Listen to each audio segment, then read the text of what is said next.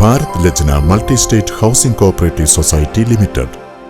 വാൽപ്പാറ അപകടത്തിൽ മരണപ്പെട്ട സ്കൂൾ പാചക തൊഴിലാളി സാജിദയുടെ മകന്റെ ചികിത്സയും പഠന ചെലവും ഏറ്റെടുത്ത് ആനപ്പടിക്കൽ ചാരിറ്റബിൾ ട്രസ്റ്റ്.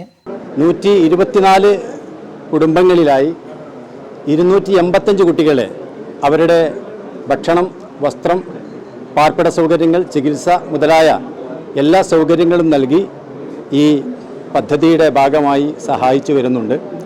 ആ പദ്ധതിയിലാണ് ഇപ്പോൾ വാൽപ്പാറ ദുരന്തത്തിൽ പരിക്ക് പറ്റി ഹോസ്പിറ്റലിൽ കഴിയുന്ന കുട്ടിയെയും കൂടി നമ്മൾ ഉൾപ്പെടുത്തിയിട്ടുള്ളത്.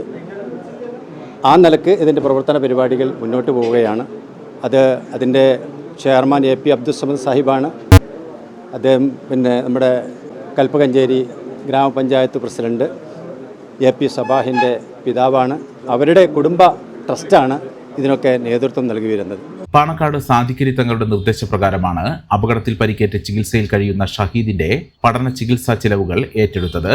രാവിലെ ട്രസ്റ്റ് അംഗങ്ങൾ പാണക്കാട് തങ്ങളുമായി നടത്തിയ കൂടിക്കാഴ്ചയ്ക്ക് ശേഷമാണ് ഷഹീദിന്റെ പഠന ചികിത്സാ ചെലവുകൾ ഏറ്റെടുക്കുന്നതായി ട്രസ്റ്റ് അറിയിച്ചത്. നിരവധി ജീവകാരുണ്യ പ്രവർത്തനങ്ങളിൽ മുന്നിട്ട് നിൽക്കുന്ന ഇവർ ഈ ഉദ്യമം ഏറ്റെടുത്തതിൽ സന്തോഷമുണ്ടെന്ന് പാണക്കാട് സാദിഖലി ശിഹാബ് തങ്ങൾ പറഞ്ഞു. കോയമ്പത്തൂർ ഗംഗ ഹോസ്പിറ്റലിൽ ചികിത്സയിലാണ്.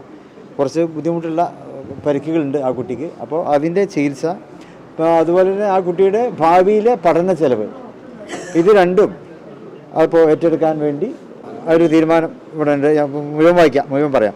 എന്നതുപോലെ തന്നെ സ്കൂൾ ഡ്രൈവർ ഉണ്ടായിരുന്നു, നൗഷാദ്. സ്കൂൾ ഡ്രൈവർ ഇപ്പം ഇന്നലെ മരിച്ചു. ഇപ്പോൾ 10ാമത്തെ ആൾ അയാളായിരുന്നു. അപ്പോൾ അദ്ദേഹത്തിൻ്റെ നൗഷാദിൻ്റെ കുടുംബത്തിന് ഒരു വീട് വേണം എന്നുള്ള ആവശ്യവുമുണ്ട്.